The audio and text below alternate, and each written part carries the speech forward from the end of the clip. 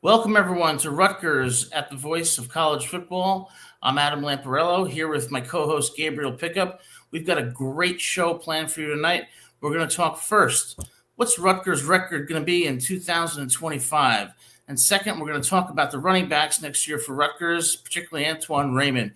Gabe, thanks so much for being here. Looking forward to getting right into the information. And we have the StreamYard link in the chat if you'd like to call in or if you'd like to comment, please do so. And if you like the show, hit that like and subscribe button. So, Gabe, let's get right into it. Rutgers 2025. Let's see. You want to go game by game here and get some predictions? Let's go game by game. But before we go game by game, I just want to say I'm looking forward to the season. There's a lot of hope, a lot of promise, and I expect some big things. Let's get to it. Okay.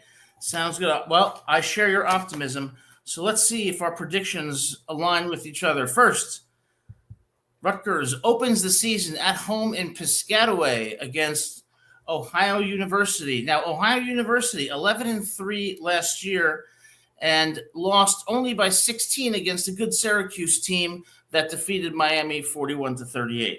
I think this is a Rutgers victory, 30-17. What's your thoughts, Gabe?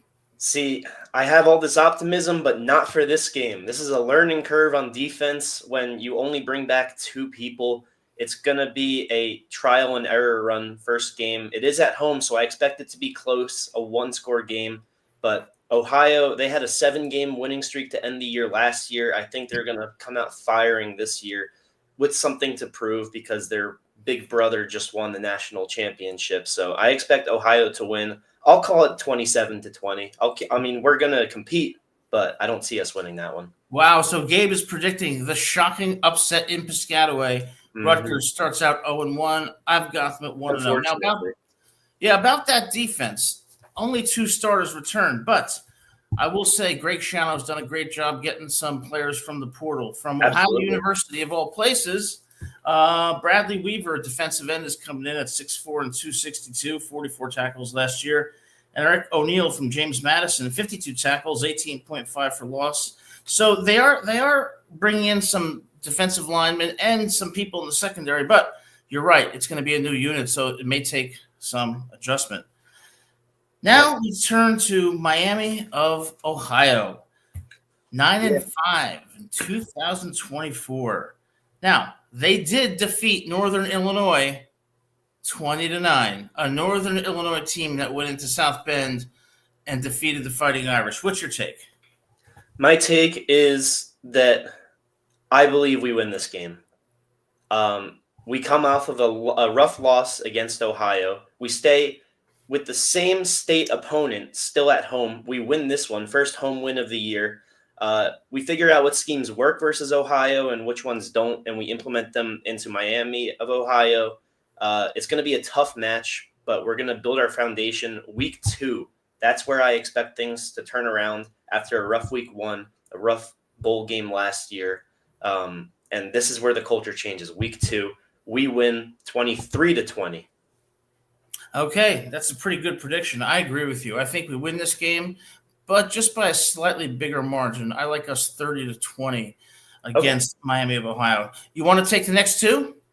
Yeah, so these next 2 kind of clumped together for me because they're both at home. We have 4 straight home games to start out the year, which leaves the rest of the schedule, the latter bit, a little tough. But for me, versus Norfolk State, I have a convincing win. I can see us scoring in the 40s. I see them scoring in the teens. We take advantage of their 1-4 away record, their 2-3 conference record, and we come out firing. This is the statement game for me. And before I go into week 4, would you like to give your prediction? Well, I'll first say this. I didn't know that Norfolk State had a football program. And on this show, I'm calling for them to suspend their program. But as a 4-8 team last year in 2024 against competition that's clearly inferior to what Rutgers faces in the Big Ten, I'm thinking a 45-10 victory for the Scarlet Knights. So we're in agreement. We're in agreement. Same score and everything, although mine was a little more of a bigger range. You barely gave them that teens, but you gave it to them. So versus Iowa, last home stretch game. So they only put up 13 against Nebraska. They lost to UCLA, and they are 6-1 at home, but they're not at home. They're in Piscataway. I see us winning this game. I don't really have a range because I can't really say how much we'll win by. We might be fatigued from all the home games and screaming our ears off as fans, but I think the players will still give it their all. Right. 28 feels right. Maybe 28-17 around there. Oh, that's a fair prediction. Now, look, as far as the Hawkeyes go, 8-5 last year, 6-3 in the Big Ten. My advice to Iowa: please get a quarterback.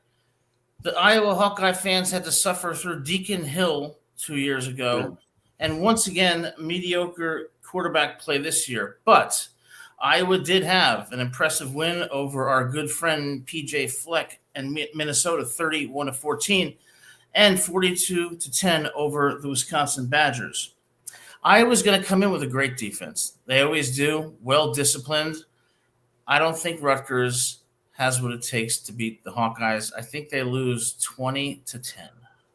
Okay, so you have us winning against Ohio and losing to Iowa, and I have those two games in disagreement. So correct. We have the same 3-1 record so far, just in different ways. Exactly. Yeah, I think anything less than 3-1 through those first 4 games, and you're looking into 2026. And 2026, as we'll talk about on another show, it's going to be a promising year based on the recruiting classes that Rutgers has and the schedule that it will face. But, the next week is an interesting opponent. On the road in one of my favorite cities, Minneapolis, against the Golden Gophers and PJ Fleck, who just for some reason decides to wear a tie on the sidelines in every game. Now, the Golden Gophers are not, they're not to be taken lightly. 8-5 this year, 5-4 in the Big Ten. Notably, 24-17 victory over the University of Southern California, and only a 1-point loss to Drew Aller and the Nittany Lions. I've got Minnesota winning this game 24-20. Yeah, like you said, don't sleep on the Golden Gophers. But you said they were 8-5 last year. But correct. Isn't one of those losses against us? One of those losses is against Rutgers. That is correct. Yeah, and guess what? They have an almost entirely new offense, new quarterback. They keep Fleck and his stylish ties, but I think we can repeat. We've proven that we can get the job done against their seniors last year, and with a new scheme, a little less familiarity within the roster, I think we can beat them. And I love this offense this next year, so I'm going to say 35-28. It'll be close. It'll be high scoring because Minnesota will have some familiarity at offense, but our offense is going to be better. 35-28. All right. Well, we are 5 games in, and we have some disagreements here. But one thing I think we can both agree on is that in this first slate of 5 games, there's going to be some difficult matchups that could go either way. And Rutgers has to start the season out strong because, as we'll discuss shortly, it ends in a way that's going to be very challenging. Mm-hmm. And not many more home games either. No. And that brings me to, I don't know if you've ever been to Seattle, Washington. I was there once. I flew there from New Jersey. It was a very long flight, and I had terrible jet lag. I suspect the players at Rutgers will too when they go up against the Huskies. 6-7 this year, 4-5 in the Big Ten. Lost in Piscataway by 3, 21-18, but defeated the USC Trojans and Lincoln Riley 26-21. This one is hard to predict. Yeah, I think the Huskies get it done because in Husky Stadium it is almost as loud as Autzen Stadium, and they're going to be looking for revenge. I like 27-17 Washington.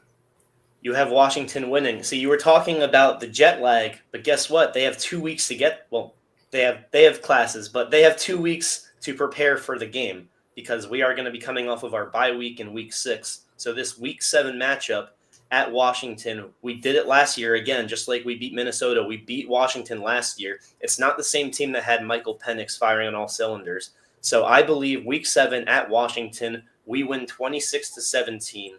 And that 3-4 defense they run, it doesn't work very well for a quarterback who can throw the ball too, which I predict out of Athan this year. He can scramble, so they will be able to contain him, but it's his arm that will get it done. Well, you make some good points, and maybe you will be right. Why don't you take the next two teams? Because I can't stand both of these teams. So why don't you talk about them first? So Oregon, I'd love to be optimistic, but I can't be. They have a bear on defense, literally, in Bear Alexander. And despite Dylan Gabriel leaving, the culture they have, it's unmatched. They don't give a damn, to be frank, if it's a home or away game. They're equally good in both settings. I expect a good old butt whooping, if I'm being honest. But I'll be nice and say it'll be within 3 scores. I'll say 31-10, maybe 41-17. I mean, I hope I'm wrong. Well, that's certainly understandable. Now, as far as the Oregon Ducks go, Oregon, I said it in week 5 in 2024, you're finished. You have no chance of winning the national championship. Then you go to Camp Randall, you only score 16 points. And I said, you know what? That's right. They're finished. And sure enough, in the Roses, they were not in the Rose Bowl. They did not get any roses when Ohio State trounced them 41-21. In my opinion, it's the same old Oregon. High-flying offense, but when they run into a stout defense, they don't produce. And I had Oregon winning that Ohio State game too, but I learned my lesson when Ohio State beat Texas the next week because Texas was my favorite to win it all. So. Yeah, I think didn't the Eagles go up last night 34-0? Yeah, a little different, huh? Yeah, it reminded me of the Rose Bowl when I think Ohio State went up 34-0.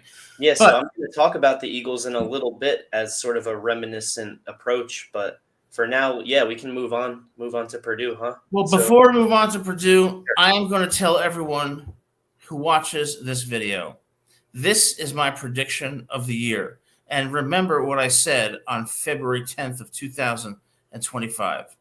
Rutgers pulls the shocking upset over the Ducks in Piscataway, 30-27. You heard it here first, and you probably hear it here last.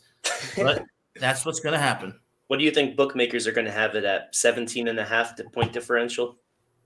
I would say that seems pretty accurate to me. Yeah. So that would be on par with the biggest Super Bowl upset of all time, when the Jets beat the Colts. Well, don't forget when those New York Giants in 1990 beat the Buffalo Bills. I apologize to Scott Norwood for the trauma that game caused him, but yeah, every Giants Super Bowl victory has been a shocking upset. Yeah, and if Northern Illinois can go into South Bend and win, Rutgers can win at home. I think the Ducks are not going to quack in Piscataway. That Northern Illinois team, that was almost the only team to beat Notre Dame this year. Yeah, and I feel a little bit bad for Notre Dame because I felt like in the national championship game they could have shown out a bit better. That they just they brought it in the second half a little bit. They did. It's kind of funny because Notre Dame was kind of the laughingstock of the NCAA community in terms of them always being good, but always being fraudulent. And shout out to them. Besides that Northern Illinois loss, they had a terrific year, exceeded all expectations. And that's what I think we're going to do, especially at Purdue. Even though Purdue is terrible, this still will be a rout bigger than expected. This is the game where we have to score 50 to prove a point that no matter who we're facing, we're going to take them seriously and we're going to approach them like you have us approaching Oregon. 50 I'll give them 14 points. I know it's at Purdue, but that crowd is not going to be a factor. This is one of the worst football programs I've seen in a long time. Yeah, I lived in Fort Wayne, Indiana for 4 years. Not too far from West Lafayette. I wasn't a big fan of Fort Wayne. I went to West Lafayette for a weekend. I was even lesser of a fan. Purdue's an engineering school, and they should stay that way. Rutgers is going to go in there and dominate 40-13. They had a good basketball program this past year. They have had a good basketball program, and they only lost to Illinois 50-49 this year in overtime. A good Fighting Illini team. Makes you wonder, at 1-11, 0-9 in the Big Ten, how can you be that close with Illinois and then for the rest of the season, play like engineers? Yeah. Just like how everyone thinks the NBA was in the 50s. They were trying to show that, hey, we're the engineers. That's right. That's right. You want to take the next one? Sounds good, man. So at Illinois, I said I would bring up the Eagles. This is my point. Must seek revenge game, just like how the Eagles spanked the Chiefs. You know what they did? They played footage of the Chiefs winning in 2023 in the locker room, and they reported that they could hear a pencil drop. That's how quiet it was. That's what we have to do. We have to show that fourth quarter against Illinois last year, and we have to spank them in their own stadium because they embarrassed us last year. And this is where Ethan has to show his poise, and we have to dominate. Now, if we don't dominate, that's okay. Illinois is a great school. It's a solid football program. I'm thinking it won't be a domination, but that has to be the goal, just to win by 3 or win by 7 and not give up that 50-yard drive to seal the game. I'm going to say 27-24. It'll be close, but this time we're going to be the ones that finish out strong. What do you think? Well, I'll tell you, I remember that weekend like it was yesterday. I was having a wonderful weekend when Rutgers played Illinois, and the weekend was going great into the fourth quarter. And then on 4th and 13, I believe it was 4th and 13 with about 14 seconds left, they decide to do an all-out blitz and touchdown pass. Yep. And we lose the game. Now, the bottom line is, though, we should have won the game. I think injuries on defense, and I just think a bad scheme on that last play cost us. I mean, that's going to be the whole storyline leading up to that game. They're going to be talking about it whenever that game is mentioned on any NCAA network. That's going to be the storyline. They should have a poster in the locker room that says 36-31. That's why we have to do what Stephon Diggs did, but we have to win the game instead of losing every year after. Yeah, absolutely. But I got to tell you, Illinois at home, they were 10-3 this year, 6-3 in the Big Ten. They're at home next year against the Scarlet Knights. Beat Michigan by 2 scores this year. I like the Illini 21-17 over Rutgers with Ethan Kaliakmanis throwing a late interception. Oh, no, don't bring that into existence. We're rooting for you, Ethan, but come on. Yeah, but his name is Ethan, not Drew. So we'll get to Drew Aller in a second. Drew, believe me, we'll get to you. All right, then next week, home against Maryland, a very strange Maryland team. Typically, like most Maryland teams, always very bizarre. Why do I say that? Well, they can pull off a 29-28 win over USC, but then go 1-8 in the Big Ten, 4-8 overall. A very inconsistent team. I like us to win 31-13 over the Terrapins. So I have a similar score. I have it 34-13. I think we get another little extra field goal to just add a little icing on the cake. But yeah, I mean, we're at home versus a bad football team. It should be an easy game. And if it's not, I will be disappointed. This is all given that we're still in the playoff hunt somehow at this point. And according to my predictions, we're 8-2 at this point. So we will be in the playoff hunt if people are generous enough to squeeze us in at that number 12 spot. But I don't know. That's not up to me. And the 2 weeks following that should probably solidify us not being in the hunt. So you've got them at 8-2. I've got them at 6-4. And the next game, I am going to gladly hand over to you to discuss. Yeah, I mean, I was just going to say these next 2 games should probably solidify us not being in the playoff hunt, unfortunately, because how do you end your season facing Ohio State in Ohio and then facing Penn State, which would be a great game in most years, but that's a tough game to win. So at Ohio State, I mean, I don't have to say what I think the result will be, but they're the defending champs. I'll be happy if it's within 2 scores. That's like gonna be my Super Bowl if it's within 2 scores. Ethan, you're a dog. I believe in you. This is a great football program.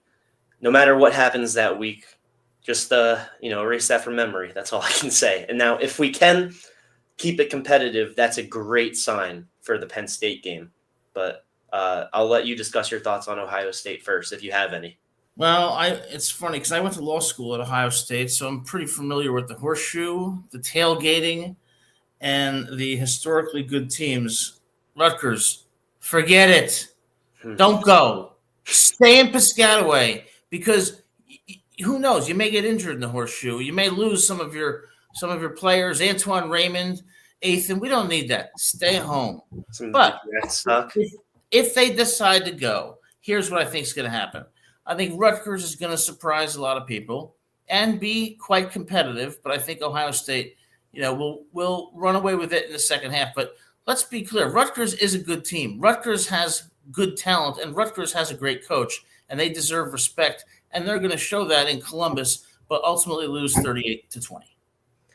38-20 is a solid score, at least on the offensive end. And 38 points to Ohio State, you would say 38 points is bad, but for that team, that's not a terrible amount of points to give up to the defending champs. Totally agree with you. So week 13 versus Penn State. Now, I had a lot of trouble coming to a conclusion that we would lose this game, but I had a lot of trouble saying that we would win it either, because on one side, I'm admitting that we're the inferior team to a rival, and I can't do that. On the other side, and by the way, their quarterback made the worst decision in college football history on a single play. And I can't say that we're going to win either, because I don't have my red round nose hat with me, so I can't exactly put that on when I say it either. But look, they're much better on paper. If we're 8-3 this far into the season, like I predict we will be, then this is a rivalry game worth watching for fans outside of Penn State and Rutgers. Can we win? We can. Do I expect to win? No. But for me, I'm going to leave this one as an incomplete prediction. I'm saying I don't know about this game, and I'm going to hand over the prediction to you. Whatever you decide, I will happily agree with, or not so happily. We'll see. Well, Penn State at home in Piscataway. 13-3 last year, Penn State. 8-2 in the Big Ten. 38-10 over SMU in the first round of the college football playoff. Then 31-14 over Boise State in the playoff semifinal. And we know they lost to Notre Dame 27-24. All right. Drew Aller. Drew, what are you doing? What are you doing? Okay, you have the game that is going to go to overtime. You have the defense that can stop them. Mm-hmm. Now, it's okay for James Franklin to try to move the ball for a game-winning field goal with the following advice. Don't throw the ball into the middle of the field to the wrong team. Throw it away if your first read isn't there. What are you doing, Drew? I mean, come on, grow up. Get some sense over here. So this is a very tough game to predict. Drew Aller is a very, very good quarterback who has the talent and the tools to be potentially an NFL quarterback. But that decision against Notre Dame was so poor that it makes you wonder, where's your head at, Drew? And I think in Piscataway, I think we're going to have a similar result. I think Rutgers is going to pull the upset, 26-23, to end the season at 7-5 over the Nittany Lions with a late Drew Aller interception in which he throws a pick as they are driving at the Rutgers 20-yard line. So, do you have that game being the decider for Penn State not getting into the playoffs, or do you think they eliminate themselves beforehand, or are they somehow undefeated at this point and this loss doesn't matter? Well, it reminds me of when Syracuse knocked Miami out of the playoffs in that 41-38 victory. Same thing here. Penn State out. James Franklin chastised. Drew Aller, third-round pick. Penn State goes home empty-handed once again. So you're saying we eliminate a contending team? We eliminate a contending team, and we look back on the season. I think it's a 7-5 season. We look back on the season once again, like this year, wondering what could have been because of very close losses at Illinois and ultimately, against Iowa. I think Illinois and Iowa are going to be the killers this year for the Scarlet Knights. Yeah, so I have the most important game being Miami of Ohio, because to me that's the tone setter for the rest of the year. I said that we would lose to Ohio, but even if we win and we lose to Miami of Ohio, we have no chance the final 2 weeks. So to me, that's the tone setter.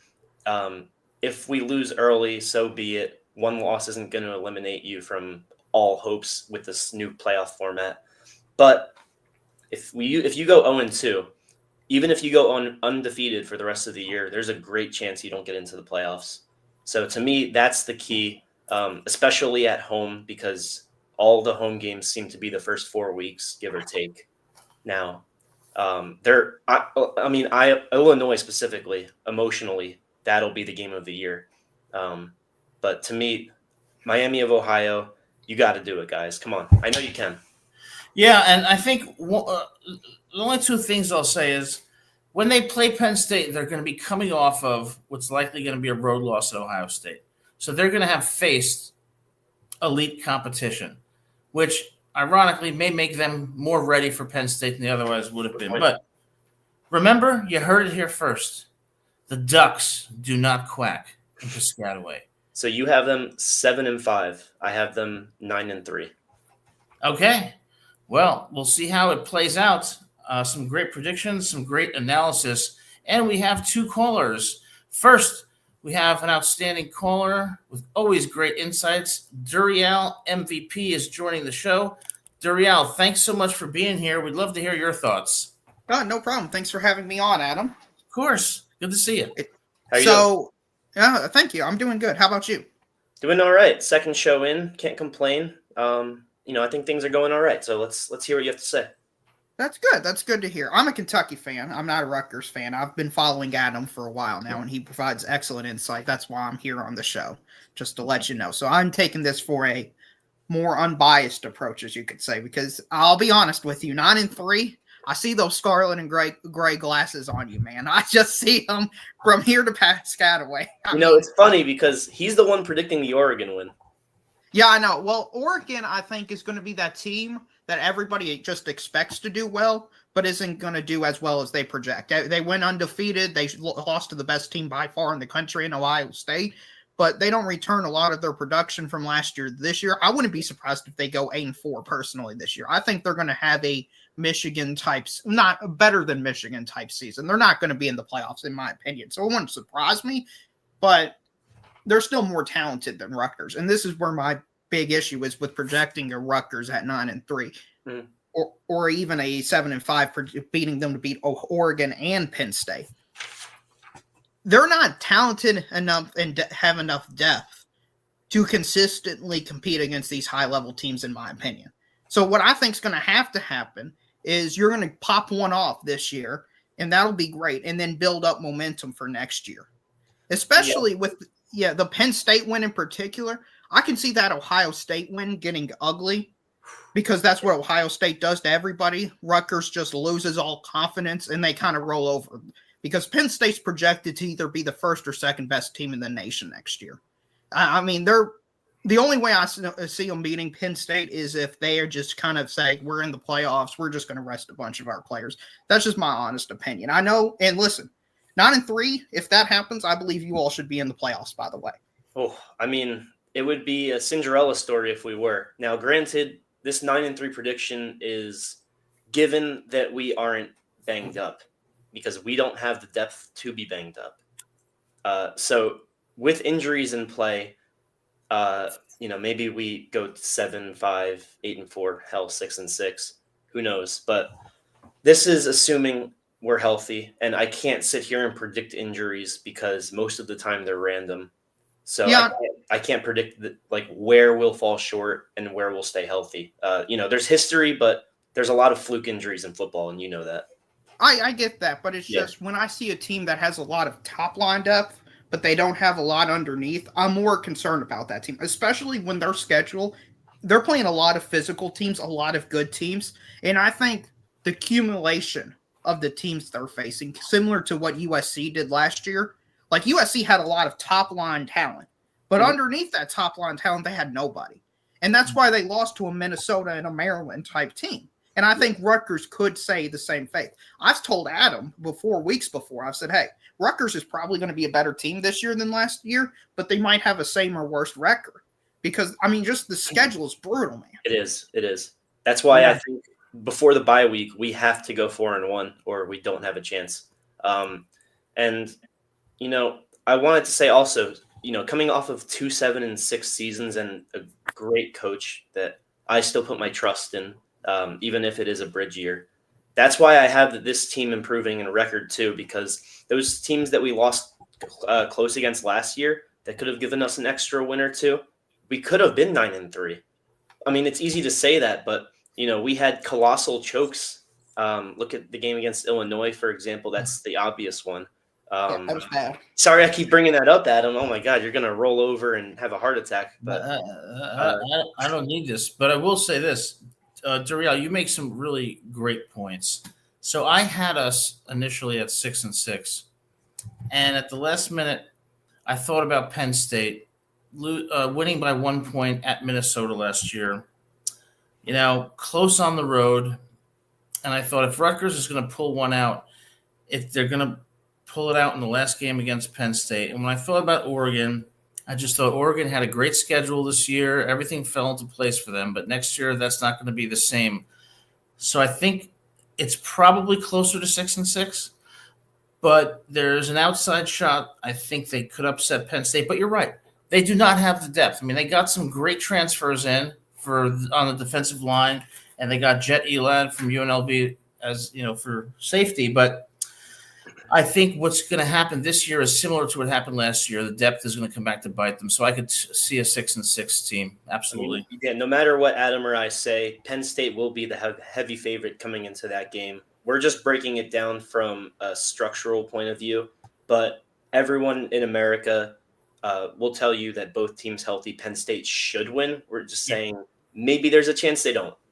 Well, there's a reason I didn't say we would win or lose, because I wanted to hear what Adam had to say about that one. Well, you predicted us to lose to Oregon. Yeah, they're Oregon. I mean, granted, they're not the same team, but the culture is ridiculous over there. I mean, they win every year no matter who they have. They could have Donald Duck out there and they would still be fine at quarterback. Well, that's true. But, when we talk about Penn State being one of the best teams in the country, Duriel, I cannot get behind Drew Aller. And I don't think I can't either. That's why. But you look at him, and I understand. I believe he's just an average game manager quarterback, similar to Alex Smith in the NFL or Sam Darnold this year for the Vikings. I believe. Seriously, that's where I believe. But yeah. My problem is who do you have more confidence in entering next year outside of Arch Manning at Texas? Like, I can't think of another team with another quarterback and pieces around him that is just equal to even what Drew Aller has. So that's why I'm in 1 or 2. See, I think Drew should have declared this year, to be honest. I know it was a brutal way to end, but I don't think his stock gets higher this year. Oh, I don't know what the quarterback class looks like for next year, but this is a very light class with the Shedeur Sanders probably going as the second or third quarterback. I mean, he's fine, but he's not great. I will start, but it should not be a top 3 quarterback. I think Aller got a third or fourth round draft grade, and he's going to come back, but I think he's going to be the same, if not regress. My issue with Aller is his decision making. There's some things like, I don't know, in life there's some things where when you see a person do one thing, it says volumes about them. And I think that interception against Notre Dame said volumes about what's going on mentally up there when he's processing defense, because that interception would not have been thrown by 99.9% of Division I quarterbacks. And I think it was indicative of a deeper problem that he is not going to solve. Right. And I don't trust James Franklin as well. I'm not a James Franklin believer. I think he's very similar to Drew Aller. He just meets where his expectations are. He never exceeds them. And I think a lot of the blame should be placed on James Franklin for even going forward in that situation. It's a tie ball game. You have to go basically the length of the field to get in field goal range, something you haven't been able to do consistently all game. And you give it to a quarterback that I don't think is great. And it was a bad decision. It was a very bad decision. I'm happy they lost because I didn't want to see Penn State, Ohio State Part 2 for a national championship. That would have been even more boring. Right. But I completely agree. But I'm just telling you all now, when you have high expectations, see, I do it the opposite way as a Kentucky fan. I set my expectations right at the bottom. That way I can't be disappointed. I mean, now, sometimes they still somehow disappoint me, but. Yeah, I mean, we're not talking about one huge loss, quite literally and figuratively, for Penn State which is the best player in the nation this past year, in my opinion. Losing Abdul Carter should really weaken their defensive front. So, what may have been a 45-3 prediction from national sports heads might now be a 45-21 or 45-14 for all we know. Yeah, he's elite. He's really good. He's going to be a difference on Sunday. He reminds me of Micah. I know it's the same program, but he reminds me a lot of Micah. You're shooting too low. He reminds me of the next Lawrence Taylor. He is that good. All right, so Aaron Donald too. You could throw him in the mix. So Duriel, you're a Kentucky fan, as we know, and Kentucky this year comes within a point of defeating the Bulldogs, and then goes into Oxford, Mississippi, and wins. And this is the question I have for all of these teams: how can they be so great one week and then so mediocre another? I don't understand it. It's a lot easier to believe you have hope when you're 0-0 than when you're 3-5. Right. That's a good point. And that's what I think. If what's the co-host name? Sorry, Gabriel. Gabriel. If that's Gabriel, if you're right, they're 8-4. I think they're going to play their absolute best, or 8-3 going into that Penn State game. Because if they win that game, they should be in the play. Or even if they're 8-2 going into that game, even if they just perform well, they should belong in the playoffs. I don't know where your stance is on the playoffs but I'm in the club that says if you're 9-3, there's teams that are just objectively better than certain 11-1 teams, and they should be in the playoff. Similar to college basketball, how you'll have a 30-3 team, but you'll have a team that's like 21-15, but that 21-15 team has so many good wins that they belong over the 30-3 team. I just want to know. Agree 1,000%. You're absolutely right. But Gabe, I got to ask you a question because. Hold on, Adam. Do you mind if I want Gabriel's opinion on this? I was going to say I kind of disagree. My ideal playoff scenario. First off, I think it should be 10 teams instead of 12 because we've only had a 1-year sample size, but it has not been close for those 12 and 11 ranked teams. But for my ideal playoff ranking, it should just go down to record. And then if there's tiebreakers, it should go down to strength of opponents. That's my opinion. I don't think there should be too much kerfluffle about, this team did this against this team, but they did this against this team. That's what it came down to for Alabama not getting in this year, which, by the way, I do think was the right decision.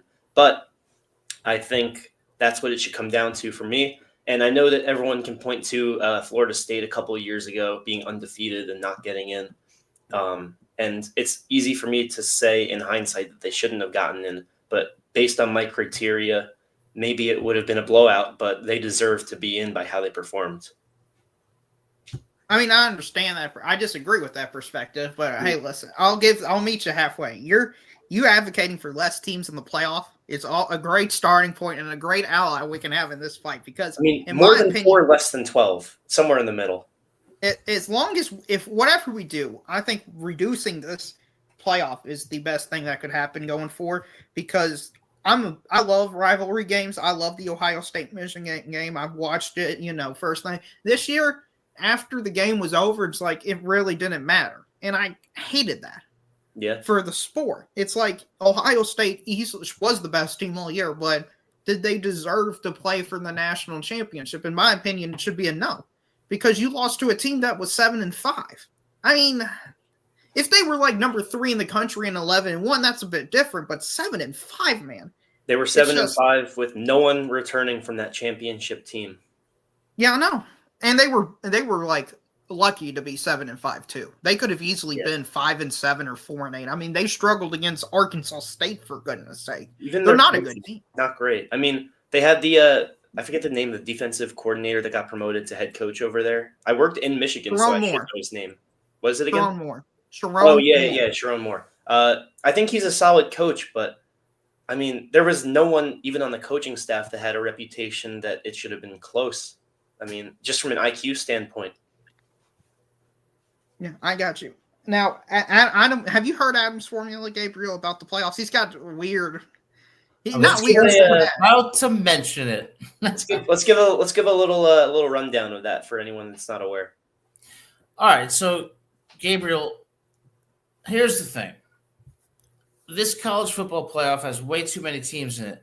But in my view, the answer is not to have any specific number of teams. Each year, the college football playoff should have the authority to choose a different number of teams to make the playoff based on a determination of who has a legitimate shot to win the national title. So in one year, it might be 4 teams. In another year, it might be 7 teams. In another year, it might be 2 teams. So each year changes based on who really has a shot to win the national title. Forget the Boise States. Forget, the SMUs. But each season is different. And most people can agree on who the top teams are each year. So why should we have a set number? Because that forces us to mechanically insert teams rather than letting people use their discretion based on what's right for that year. You're forgetting one thing. They want money. Well, they want money. They want the anticipation. They want the anticipation of each week being, building up the anticipation through commercials, through jersey sales, through, I said advertising, through ticket sales. I mean, you want the stadiums to be sold out because, there's neutral fans that know the matchups and they're excited for the games. Obviously, the home teams are going to show out, but there will be a few empty seats that are either left to the road teams or to neutral fans. More people will tune in on prime time throughout Saturday. That's why they don't have it at, or they do have it at a set number. It's a great idea in theory. Unfortunately, it'll never happen. But you missed the second part. But there's a second part to my plan that solves those problems. Okay. So, regardless of how many teams it is, not only will it be a different number each year depending on who's going to have a legitimate shot to win the title, but the national championship will be a best 2 of 3 series so that we will know who the true national champion is. So I like that idea for when there's lesser teams, but if there were more teams, there's a reason guys don't want more games in the NFL, right? Because of all the head-to-head trauma. More games in college football might have the same reaction. Doriel, what are your thoughts? You make some good points. Yeah, I know. I think it's a great system. I think if we had people that were smart enough intellectually, your system would be implemented. I just don't think people can be excited about a playoff structure they don't know even the format on a year-to-year basis. I think that's too complex and too confusing for the average person. For the casual fan, yeah. Right. I always gear my playoff structure toward what is the average casual person. And what does that mean? Somebody who turns it on ABC, and it could be Oregon State, Idaho, and they're going to watch it the same as an Oregon, Ohio State playing. So what I would do is I would have what's called the +1 model. So I would go back to the old, now it's kind of weird to do it since conferences realigned, but I would have the 6 New Year's 6 bowls have their draw of the teams they want. And then at the end of that, you have the number 1 team and then the number 2 team play for the national championship game. That's what I would do. That way, if you're 6 and you're playing number 3, you still have a chance to win the national championship because the teams in front of you can lose. And if you beat the number 3 team, it's a great win on the resume. And then you're going to have more players incentivized to play in those games. I could totally get behind that system, Doriel. That is a legitimate argument, and I would be fine with that. What I'm not fine with is the 12-team playoff, which now I hear is being expanded to 16 teams. But you make a great point.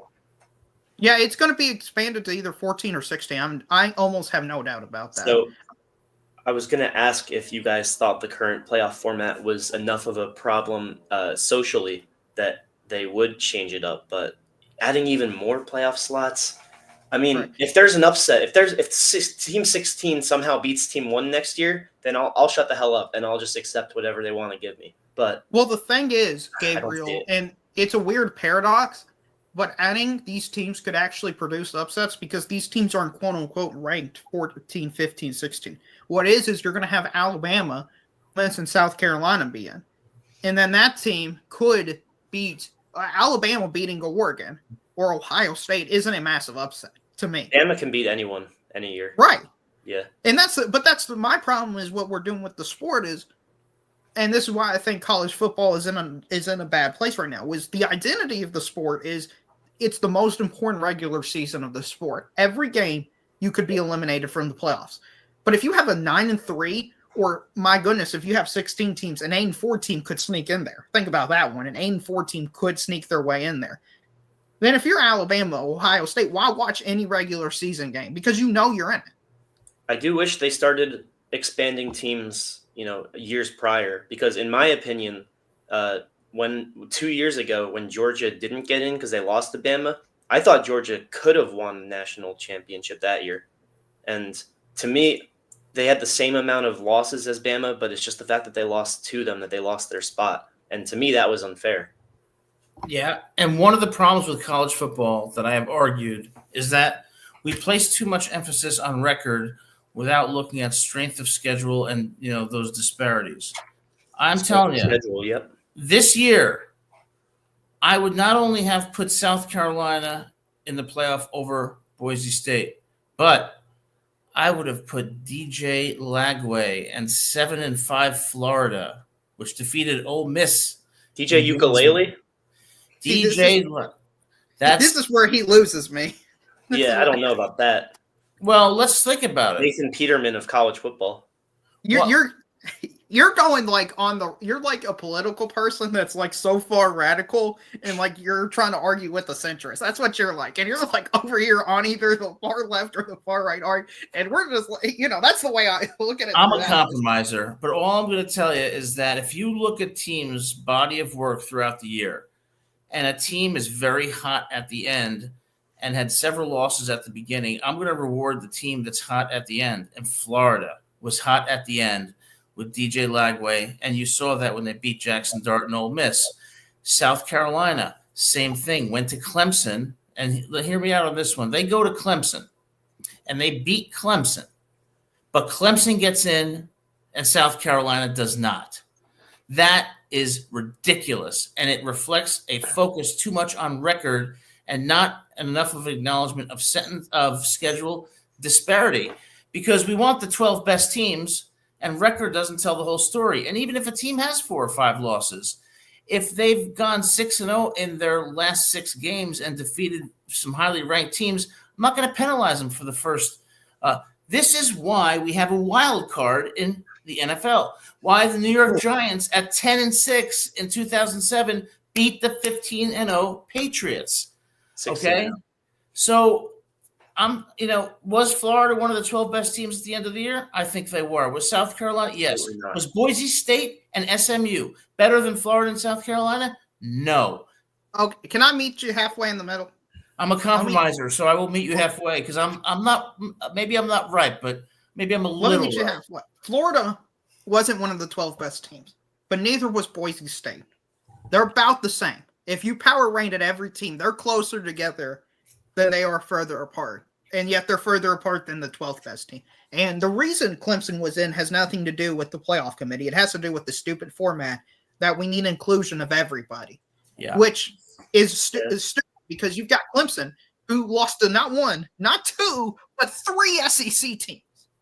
And yet they still get in. You're saying, Adam, that a 7-5 team should have made it into the top 12? But we're saying but basically the real MVP here was making the point that even if we expand to 16, an 8-4 team might squeak in. So you see how it contradicts itself a little bit. Yeah, I believe in having a valuable regular season. Adam believes in having weighted type games in which you have a certain multiplier based on the end of the year. That's the way weighted in Jeopardy, double points, triple points. Well, what I believe in is that I don't believe we should be expanding the playoff. We should be contracting the playoff. And each year, we should not know how many teams are going to get in because we should be looking at who are the teams that have a legitimate shot. And then we should have a best 2 of 3. We should be eliminating regular season games against cupcakes and shortening the regular season to about 8 or 9 games. But what I'm talking about when it comes to record is All I'm saying is that a team that may be 7-5 could still be one of the top 12 teams in the country because record does not tell the whole story. Just like the 10-6 Giants, that didn't tell the whole story, did it? When they beat the Patriots in 2007 and then in 2012, it doesn't. But the problem. Well, what would you say if a team started out 0-4 and won their last 8 games, 3 or 4 of which were against top 10 teams, versus a team like Oregon that had a cupcake schedule and was undefeated? I would submit that there are instances in which a 7-5 team is not only better than a 9-3 team, but better than an 11-1 team. It's rare. It's very rare, but it's possible. There's instances that they could beat them. The 7-5 team could beat them in one game. But do I think that they are better? No, because if you're bringing the NFL perspective into it, there's also the Colts-Saints Super Bowl. Both teams went 13-0. The Colts, I believe, 14-0. Then they lost out the regular season, and then those were the two teams facing each other. So to me, as an oh my God Mets fan that just saw Grimace turn the world upside down, I still don't believe that a late winning streak could be enough. And the other problem with the Giants example, there's still the playoff format of 6 teams get in each conference, so they still have a number set. Right, it's objective. So it's not as fluid. It may be an issue of format, but the format has reasoning behind it. And the reasoning is that teams with 6 losses can still be in the playoffs. There is no reason, for example, to say that TCU should have been in over Alabama. Well, the thing is, in football, there's 32 teams, In D1 football, I can't even tell you. I'm just asking a simple question. Who are the 12 best teams? And record does not tell the whole story. When you're in figure skating, for example, you have one skater who skates a perfect routine. Another skater skates a not as perfect routine, but still wins because the level of difficulty was higher. That is why you cannot just look at record. And that's why Florida, in my view, maybe they weren't one of the 12 best, but they should have been considered just like South Carolina, because what you got was a team in Boise State and SMU that had no business being in. And if you take them out, Gabe, my question is, who do you put in? I would say South Carolina and probably Ole Miss or Florida. Well, I think SMU deserved to be in. I was an SMU truther. I'm happy that they got in over Alabama. But to be honest, if you were to take a team out, in my opinion, it would be for Alabama, because they're the ones that got the most national outcry when they didn't get in because of their program, its reputation, and the fact that any year they're in the playoffs, they can win the national championship. They were humiliated against Oregon, and they deserved what they got. But hey, maybe you're right. They were the team. They were like the one fringe team that everyone was saying. I mean, you had people on TV saying they were the ones that were the biggest. I would say snubs, but I don't think they got snubbed. Now, Boise State, they could lose to Florida any game they face off. They could also beat them. And the reason they got in my opinion, is because of their Heisman runner-up. I mean, that's what it comes down to. They would have given Colorado a playoff spot if they could have, but they couldn't because Colorado was nowhere near good enough, even though they outperformed some expectations. But that's why they got in my opinion. Yeah, it feels weird being in the middle of this because I'm in the middle of you two. You feel like the extremes ends of this. Like Gabriel is a record, you are what your record says you are guy. And then Adam is your record isn't even like it's like 10% of the equation. And I'm here I'm like 75. I'm like 50-50. Like I would say most people fall into your category. Because for me, it's like because I think the amount of teams hurt the you are what your record says you are argument. Because Indiana's a great example of this. They're 11-1 this year, and I don't believe they're even one of the 20 best teams in the country. That's not disrespecting to them. It's just cool. You beat up on Purdue, Arkansas Pine Bluff, Michigan State. You know, you beat up on the Little Sisters of the Poor. I mean, that doesn't prove anything to me. I'm more impressed when South Carolina goes to Clemson and beats them. I'm more impressed when Ole Miss goes to Wake Forest, a Power 4 school, and whacks them by 40. And I want to see more out of conference games. I was just about to ask you, do you think that cross-conference games would solve that issue of record not meaning as much? Well, the thing is, and what I'm worried about when you take your stance, Gabriel, is you're having the Lane Kiffin tweet mafia, him on Twitter saying, oh, well, your record is what you are. Okay. Hey, USC, we're canceling the game because we want that extra bye win, since the only thing that matters is your record. And I don't want to see that for the sport. Like, Alabama played Wisconsin this year. I understand Wisconsin's 5-7. I understand Wisconsin was not a good team at all. But they got absolutely no credit for that game. They got zero credit. It was like they played Washington, just the bad, they play nobody. It's like they played the FCS teams. And I want to see, like, hey, man, you went out there, you scheduled somebody, you went on the road and destroyed them. That matters a whole lot to me because you intentionally did something to improve your schedule and you went on the field and earned it.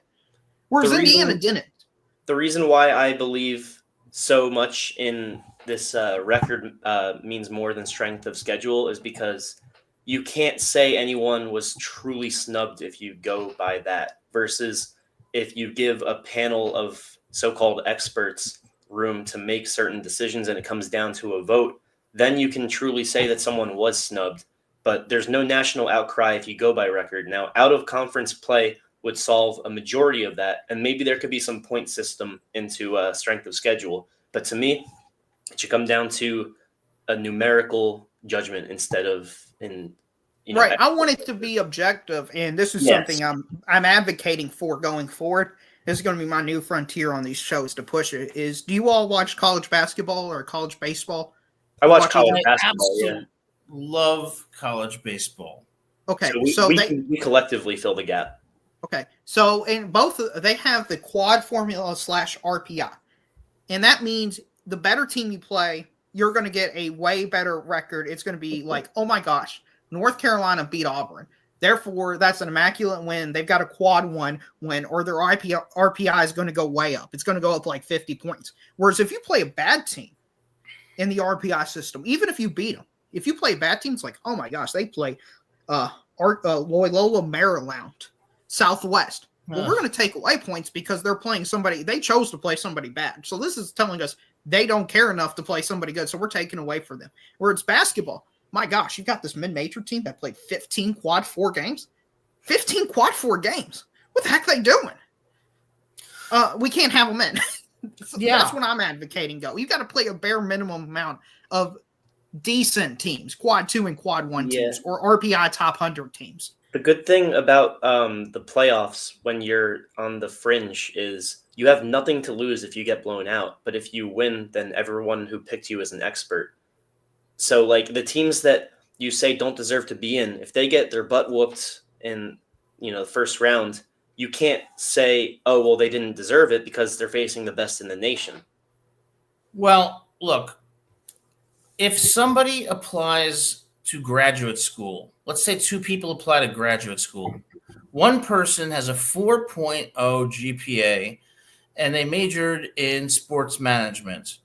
Another applicant has a 3.6 GPA and majored in chemistry. I am taking the chemistry grad. And that is my point about our record doesn't tell the whole story, particularly because of disparities in strength of schedule. And we don't even know each year how many teams have a legitimate shot at winning the national title. But I think each year there's pretty much a consensus that it's 5 or 6. So there's no reason to have more teams. And given that there is this disparity, I would argue that South Carolina at 9-3 was the 3.6 GPA chemistry major, and 11-1 Indiana was the sports management major, and that's why I would put South Carolina in. I agree about South Carolina. They were really good, particularly in the first half, though, which kind of goes against your point of like a hot late run. But I do agree because they started off so hot, and then they sort of fizzled out a little bit. I mean, no, they started off. I thought they started off slow. Well, they were getting a lot of coverage when they beat one team. I forget who it was. It was like a top team. Like I think like they ended up being like a top 5 team, and they beat them. I believe in November, and it got a lot of coverage. I forget who it was though. It's like just on the top of my head, but yeah, I think I'm sure you're. I think it wasn't Clemson, but I know what you're talking about. But they did lose to LSU, and they did get blown out earlier in the year at home. But they came on, and so did Florida. And I'm not saying Florida should have been in. I'm not that extreme. I understand. Wins and losses still matter to me. But I think you have to look individually at these teams and say, hey, Boise State, SMU, Indiana, was that really the right choice? And even Oregon. Of course, Oregon should have been in the playoff. But people who thought Oregon were going to win the national championship weren't looking, behind the curtain to see what that record was really made of. I mean, I didn't think Oregon was going to win it because their secondary, I thought, was by far their weakest unit. I mean, they got lit up by Ohio State. They got lit up by Penn State. And when that game happened in the Big Ten title game, it was like, well, Drew Allar's looking amazing. Drew Aller can look amazing against this secondary. That means most of the quarterbacks on the field is going to look amazing against them. But my issue is, and I think this is the real reason we're having this this disagreement, is there's too much schedule disparity, and there's not somebody who controls the scheduling. And my issue is everybody's going to act in the best interest of themselves. Then the SEC, the Big Ten, the conferences, even the schools. So, and this is what I'm worried about going forward. If you're Greg Sankey and you see, man, we scheduled all these out-of-conference road games, and it doesn't matter, then you know what I'm doing? I'm having Alabama, Georgia, all the top teams, they're playing Mississippi State, Kentucky, Arkansas, and all them teams are going to go like 0-8. But everybody on the top end is going to be like 11-1. They're not going to play anybody. Or, Alabama's not playing Tennessee, or they're just going to play all the bottom. And that's what I'm worried about, because that's what is being shown to do when you are what your record says you are to do.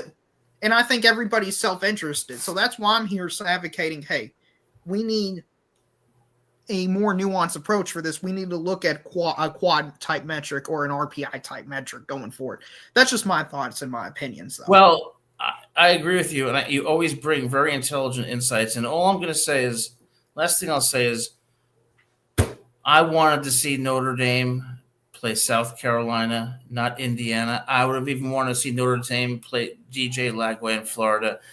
But, as with most things, I'm usually wrong or just half right. So there's a compromise somewhere. Any last thoughts, Duriel, before we've got another caller here coming on? Always a great discussion. Any last thoughts? Gabriel, is this your? I haven't seen you on here recently. Are you now the co-host of the Rutgers channel? Yeah. So I was on here last week, on here this week, every Monday going forward. Okay. He's awesome. Okay. And how did you become a Rutgers fan? So it actually, I got into college football. I got into football in general in 2009.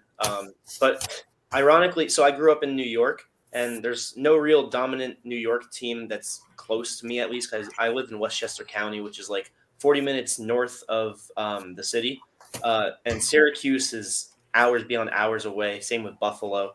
And Rutgers is the closest school that really got my interest. And also, I just really loved the uniforms too. And I was at the age where I was easily influenced. And to me, just the name Rutgers, it just sounded so solid when I would say it, when I would read it, when I would hear it on TV. So it really came down to super simple aspects rather than like anything else. That reminds me of the Netflix documentary I watched about the guys who own McDonald's and the guy who swindled the McDonald's brothers out of McDonald's. I remember that, yep. He's like, why did you take McDonald's away from us? It's like, because it's McDonald's. That just sounds American. Yeah. Even though it's an Irish last name. It's Americans. We're complex and confusing creatures. Yeah. We're the 800-pound gorilla that just sits on your territory because we're American. Yeah. We can do that stuff. To be fair, there's no American last name, is there? No. Fair. Yeah.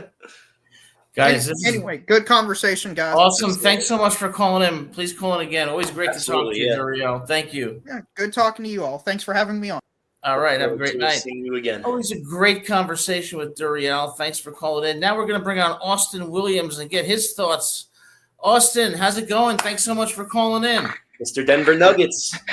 Yes, sir. How are you, gentlemen, on this fine Monday evening? Gabriel and Adam, always good to see you. Good to see you, too. Doing great. Thank you. So there's a couple of things I want to bring up, and it's gonna get the controversy rolling, but that's what we're here for. So first one is, Drew Aller. Y'all had a little conversation about him. And I have to admit, 'cause I kind of wanted to put my 2 cents in on this, is I was a big Drew Aller defendant throughout the year. I like him. I think he has very top end potential. I think he can be one of the best quarterbacks in college football. And when he makes stupid mistakes like y'all are talking about, it just disappoints me because I see his top end potential. He's got that Drew Brees top potential in my opinion. Yeah. But sometimes he just bottoms out at the worst times. Yeah, I mean, you know who else had crazy potential coming into the league and, had a great career over at BYU? I'm sure you know who I'm talking about, Mr. Zach Wilson. That's who I kind of see with Drew Aller. He's got a crazy good arm. His IQ is not all there. But even with Zach Wilson in the NFL, and, he's had a pretty bad career so far, there's certain throws that he's made, specifically on the Jets when Aaron Rodgers went down, where you say, only he can make that throw. And that's sort of what I see with Drew Aller is when he makes those exceptional passes into triple coverage, hits his receiver perfectly in the chest or on a vertical route, hits him perfectly in the arms as he's trying to Easter egg his way to the ball.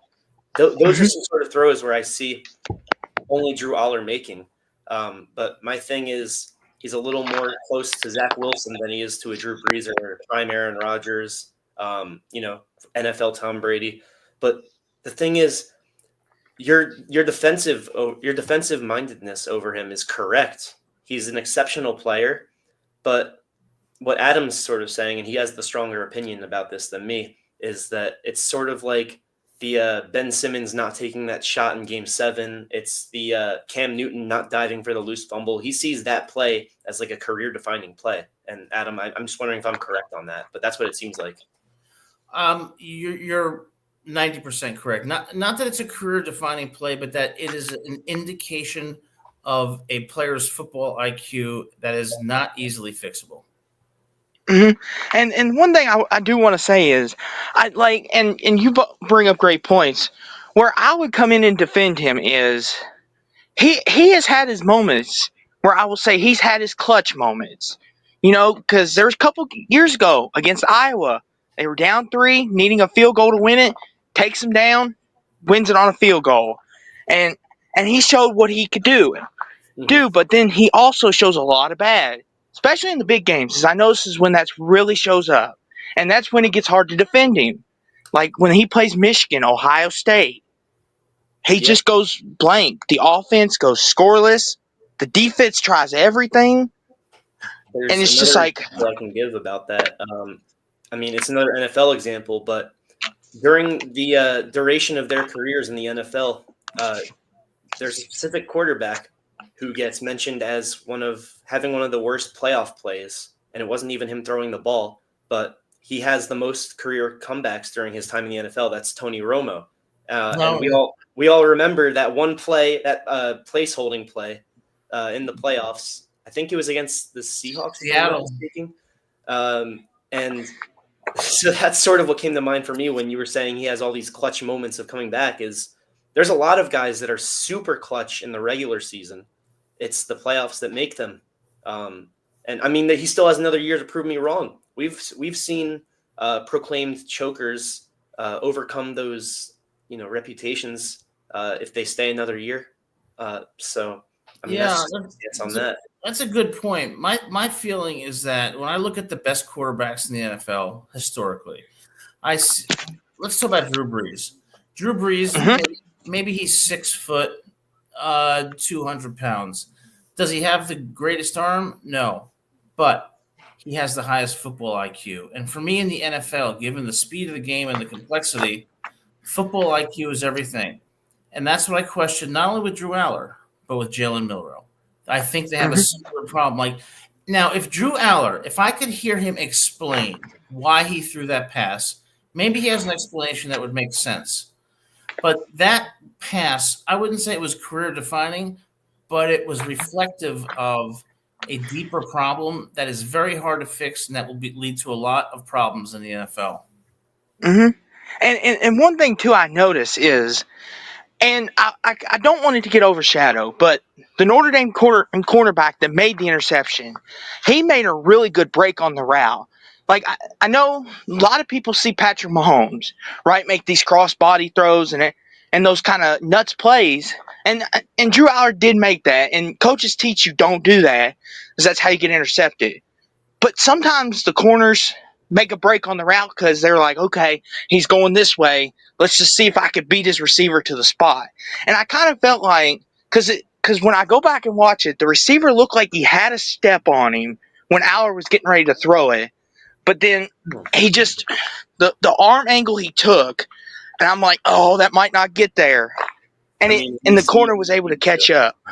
Mm-hmm. We see it in the league too, and it's only going to get more frequent that guys make great reads on routes. We saw it last night with Cooper DeJean, making the perfect step, perfect change of momentum right as Mahomes was about to throw.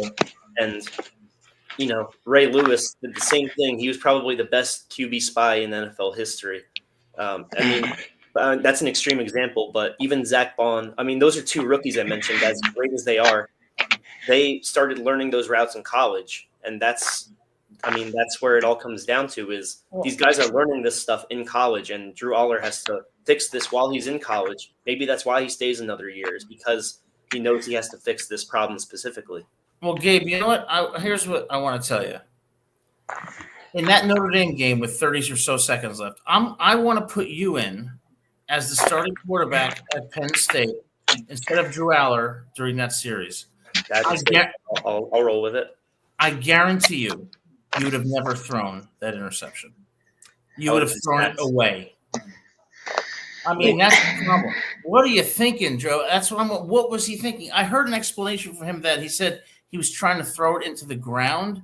Well, that means you were trying to throw it away.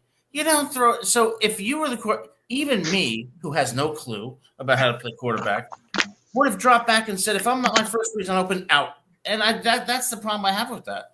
You know what his issue is? He was trying to make it not be intentional grounding, where you'd even rather have that than throwing an interception.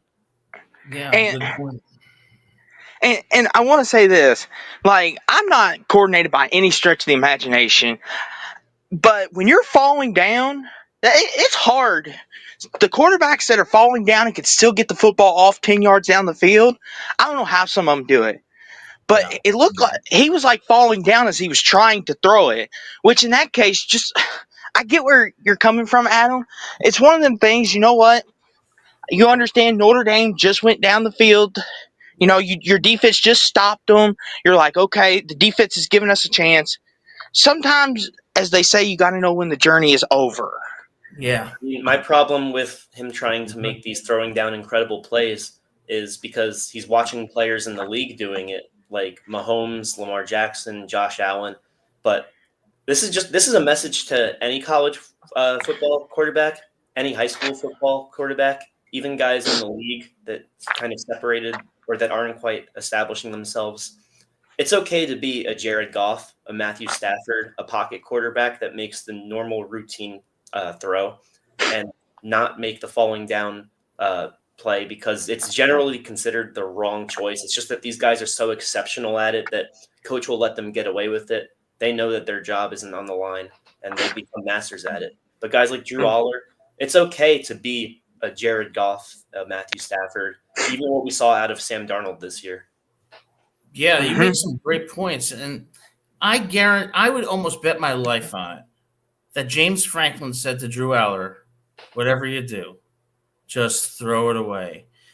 And when he threw that pass, I just thought, look, I understand how hard it is to be a quarterback. I couldn't do it. These are split-second decisions under tremendous duress. But your sole focus should be, first read isn't there, throw it away. And that was one of those mind-boggling plays that makes you think there is a problem here with the intangibles of Drew Allard that it's very hard to coach. I hope I'm wrong, because I like him, but I hope I'm wrong. And I'll say this. If he makes that play, we're talking about him completely different. We're putting him in certain conversations that don't ever get mentioned. We'd be saying he's a special quarterback. He might be a top 10 pick. He would be in the draft, how special he was. if he would have made that throw. But there's time. There's still time. I mean, look at rookie Josh Allen. Look at last year Josh Allen even because he kind of regressed a little bit, and then he in the offseason learned from his mistakes. Drew Aller could be doing the same thing right now, especially being older than the rest of the guys. It's pretty sad, guys, isn't it? It's pretty sad in a way that the margin between being considered a great player and an average player or bust is so thin. I think of Blair Walsh. Do you remember that kick? That's a name. That poor guy. I felt for him. I mean, poor commentators. I mean, Minnesota commentators can't have enough bad moments. You remember that Brett Favre play? I mean, that was a little Drew Allery. Yeah. Oh, Brett Favre was reckless. Favre, you were completely reckless. Although I apologize for Mark Gastineau going up to you and practically. Yeah, that was a little messed up. As a Jets fan, I'll still say that was messed up. But as the commentators say, you could have taken a knee and tried a 54-yard field goal. Now, I can't wait to get into this topic with you, Gabriel, and Adam, because Adam's going to love this topic. Let's talk a little Coach Schiano real quick, because we're talking about 2025. And is this a make-or-break season for him? Because some Rutgers fans, like Adam, have voiced their frustrations with how he's coached and how he's how he's let things play out. Yeah. Is this a make or break season for him, guys, if he doesn't win a certain amount of games? It is, but I believe he'll make and not break. I think that, he's had 2 consecutive 7 and 6 years. He had some not so great years before that. So the trajectory is up. It's a direct relationship between years coached and wins gained. That's true. He has not regressed. But my problem is, you could argue. I argue that this roster this following year is going to be better than last year. So my problem is, and the strength of the schedule, it is a little tougher as the year goes on. But I think he's got to win 8 games to stay. I don't think 7 is enough anymore. And 2026, Adams, said it pretty persistently that's going to be the year of Rutgers reigning again. And will he be the coach? We're not sure, because I believe it is a make or break year. I just think that he'll be making a lot more than breaking. Yeah. Austin, I think what I would say about Schiano is this. Well, first of all, tremendous amount of respect for Coach Schiano, best coach in Rutgers history. Love Coach Schiano and all he's done in Rutgers and beyond. But I don't think he's going to make or break this year. I think it's going to be meh, right in the middle, right in that gray area where it's tough to make a decision, 7 and 5, something like that. And I ultimately think that Coach Schiano, what he's done for Rutgers, has been historic and absolutely incredible. But I see him more as a transitional coach to the next coach who's going to bring Rutgers to hopefully playoff and potentially national championship level. So is 2026 another transition year if Schiano's still here? No, I think 2026 can be a breakthrough year where they make the playoffs. But I think Schiano is going to step down in the next 5 years. And I think his role is going to be to bring Rutgers to new heights. But ultimately, I think he's going to turn it over to a coach that hopefully will sustain that. And that next hire is going to be critical. Because I think Schiano is nearing the end of his career. And I think that hopefully 26 will be a good year. But it's possible that we can continue on this road of 7 and 5, 8 and 4. But one thing he is doing, he has improved the program in his second stint, just like he has in the first, and he deserves credit for that. And if, in fact, I'm right that he is a transitional coach to the next coach who brings us to the playoffs, Schiano deserves a ton of credit for building that foundation. He's a great coach and a great person. And one of the things I want to correlate this to is Mike McCarthy. When he was with the Packers, Super Bowl champion coach, but they had those down years of going 6 and 10, 7 and 9, and he was taking over offensive play calling. The Packers weren't scoring many points. I kind of see Schiano in that same role where the Packers were like, "We love you, coach. You won us a Super Bowl. We've been to a couple NFC title games, but maybe it's time for the benefit of the team We're evolving forward. The world is changing. Like, please step down if you would. Like, Well, help us out. That's what I see. They just brought in 2 new defensive coordinators under his watch. So either they would get promoted or they would say we were his guys. We're going to go somewhere else. So I mean, releasing him might just unravel the rest of the coaching staff. I am going to give you guys a name that I think should be the next Rutgers head coach in 3 to 4 years. And this next coach, it will be his last stint as a head coach. His name is Urban Meyer, Rutgers. Bill Belichick went to UNC. Urban Meyer comes to Rutgers. It'll be a boom for recruiting, and it'll be Meyer's last chance to restore his reputation and build another national championship team. And oh, go ahead, Gabriel. I was going to say, what about the reputation of the school, though? I mean, because Urban's been in a lot of controversy. There was reports that he knew about domestic violence and turned the other shoulder to it.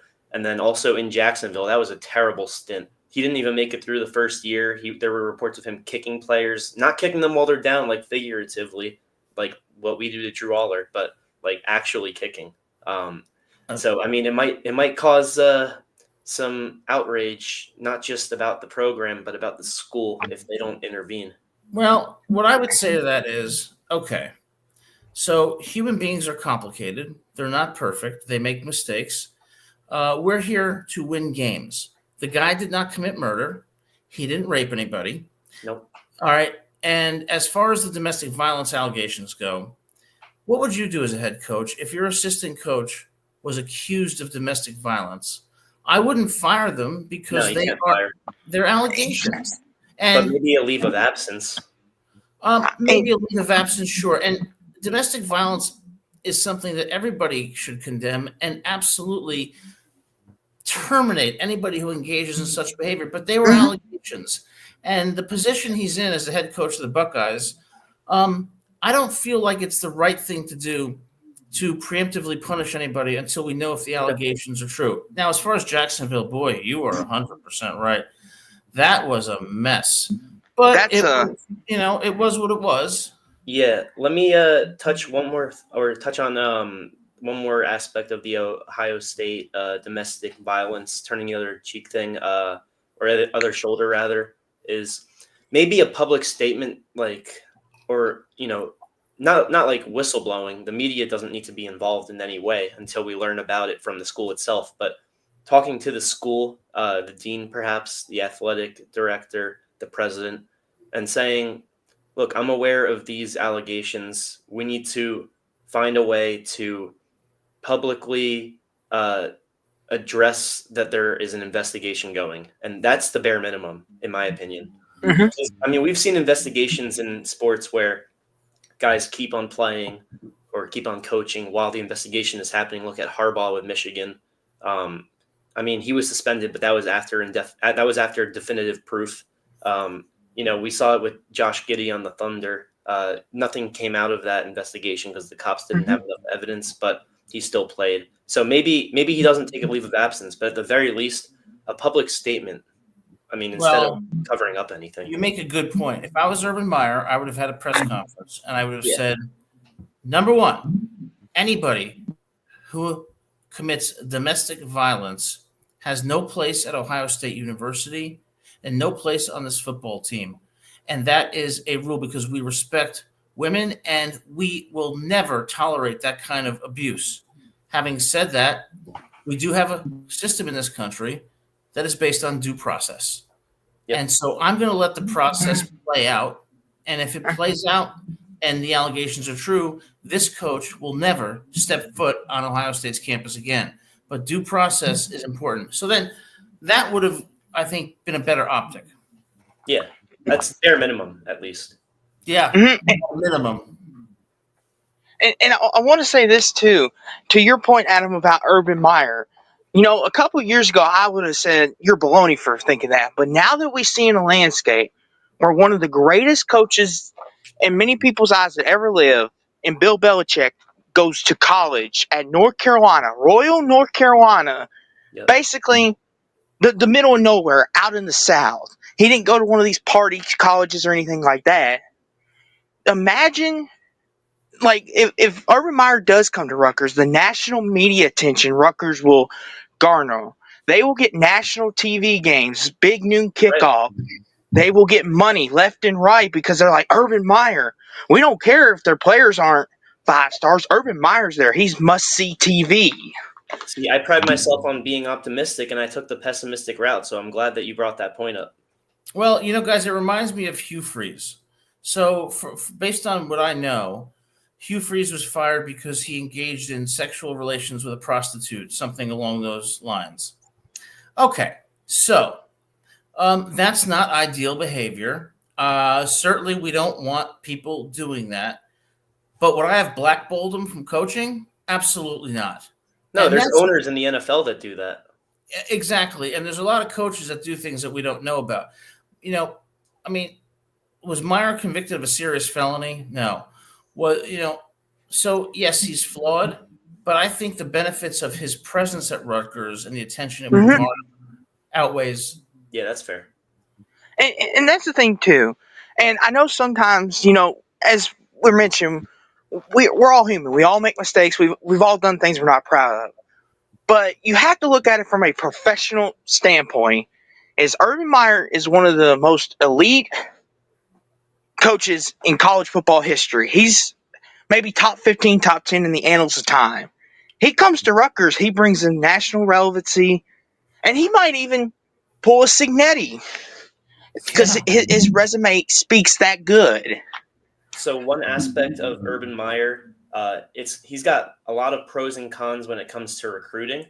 When it comes to high school recruiting, a lot of guys that are 4-star, even 5-star, are going to see Urban Meyer as a guy that will elevate their professional career, turn the page towards the NFL. Sure, I get that. That's great. I want more high school recruits because they can have 4 years of NCAA eligibility, 5th year, 6th year, what have you. But most guys will be out in 3 years if they're 5 stars. But on the other hand, I don't think he would be great for transfer recruits because I think a lot of transfer recruits that are already established as top prospects and have beaten the sort of transfer of power between high school and college, sort of gotten themselves adjusted, will see Urban Meyer as possibly toxic for their careers based on his treatment of players and his sort of I forget what the word is, but his appeasement of coaches. So I think he would be great for high school recruits, but not so great for transfers that have already made a name for themselves.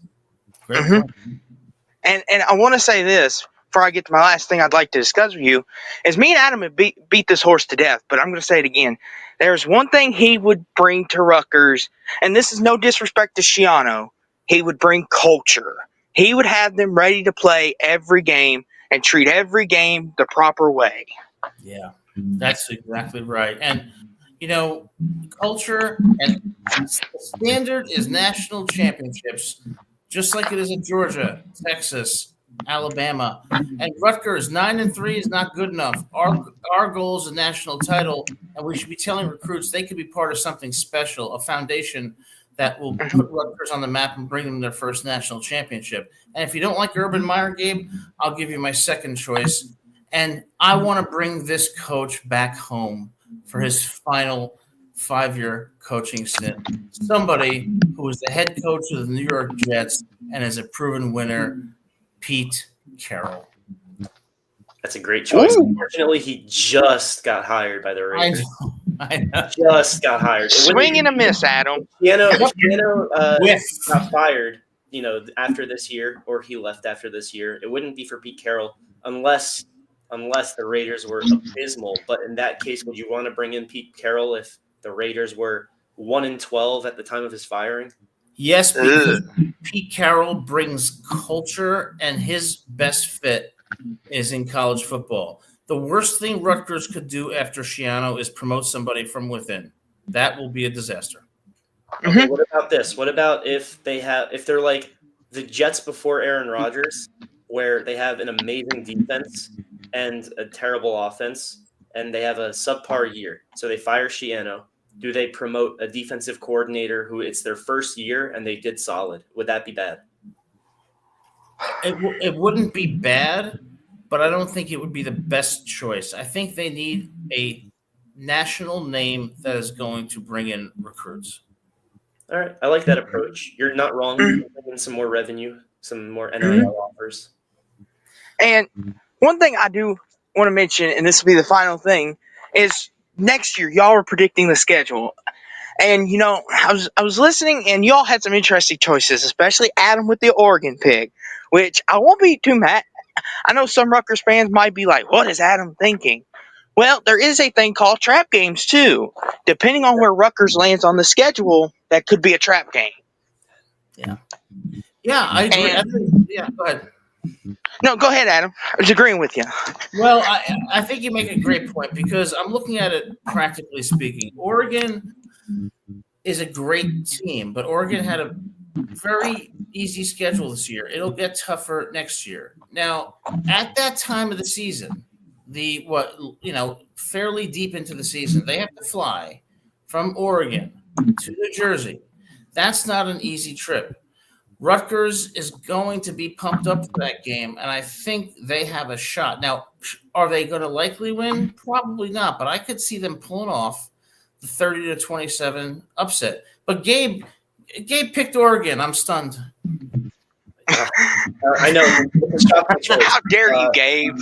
So, Austin, I actually wanted to ask you, since we're going back to the schedule. I guess this will be my only question since we're already an hour and a half in. So, what do you think about Illinois and Iowa, those games this year? Those are very good games. So, I always love this part of the year, in the off season when we see the schedules and stuff and kind of look at where everyone matches up, who's going where. And Illinois and Iowa are the two games.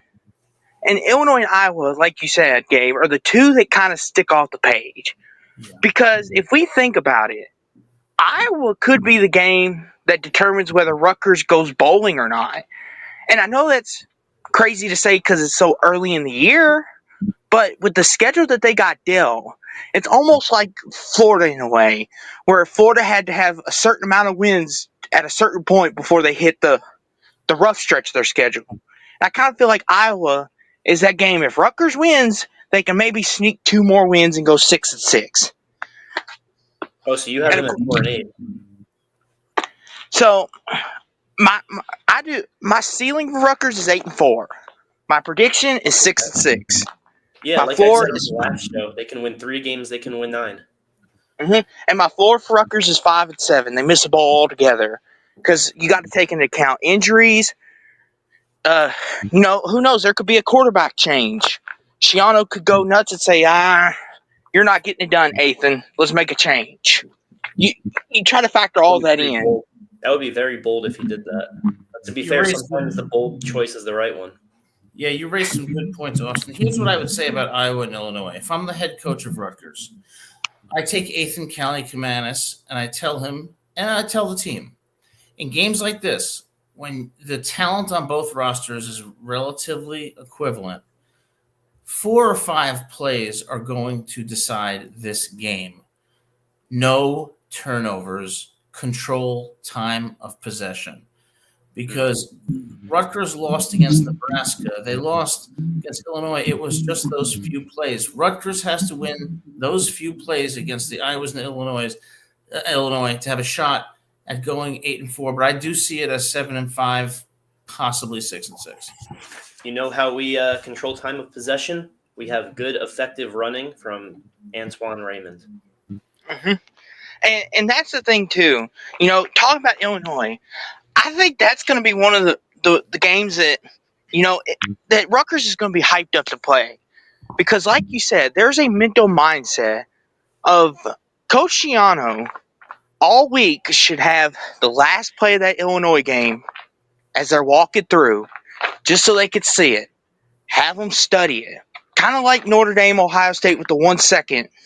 Like how Marcus Freeman said he made them watch it over and over and over again. Drill it in their head. And I think Rutgers is going to do that as well. be like, this is what happened to us. Let's not let that happen again. Take the Eagles approach. Hey, Antoine Raymond, Don Bosco prep product. Ran for over 100 yards in the Kansas State game. Ran for over 400 yards this year on over 6 yards per carry average. He's legit. We got to run the ball. And Ethan, please do not throw bad interceptions. Don't throw a pick six. Yes, but I think it's going to be an interesting year. These are going to be great shows next fall when we are talking about Illinois and Iowa, and I will submit Oregon too. Mm-hmm. And thank you all for letting me call in. It's always wonderful calling in. I enjoy talking Rutgers football with you, especially since y'all are the smaller program in Division I. It's nice to have a fan base that isn't completely nuts like Ohio State and Oregon, who think they're hot stuff. You could argue that 9-3 prediction is nuts, but that's okay. I'll be nuts. Hey, you might be right. Austin, it's always great having you call in. Always a great discussion. Please call in again. Thanks so much. Thank you, Austin. All right, guys. That was Austin. Always a fantastic caller, and we appreciate his insights in the discussion. So, Gabe, what a show we had tonight. We got some differences of opinion, and I'm not sure if I'm right. I guess sure either. Time will tell, right? I think there's a good argument that I'm wrong about the record, and there's a good argument that you're wrong about Florida, but we'll see. Yeah, there's a pretty strong argument that I'm wrong. Absolutely. Well, I want to thank everybody for being here. This show is going to be going forward each week at 7 p.m. on Monday. Next week, another exciting show. We're going to talk about Rutgers recruiting, and we're going to do some individual player profiles. Gabe, you've been a fantastic co-host, made the show so much better. So, it's awesome that you're here, and let's move forward and make this truly the channel for Rutgers football.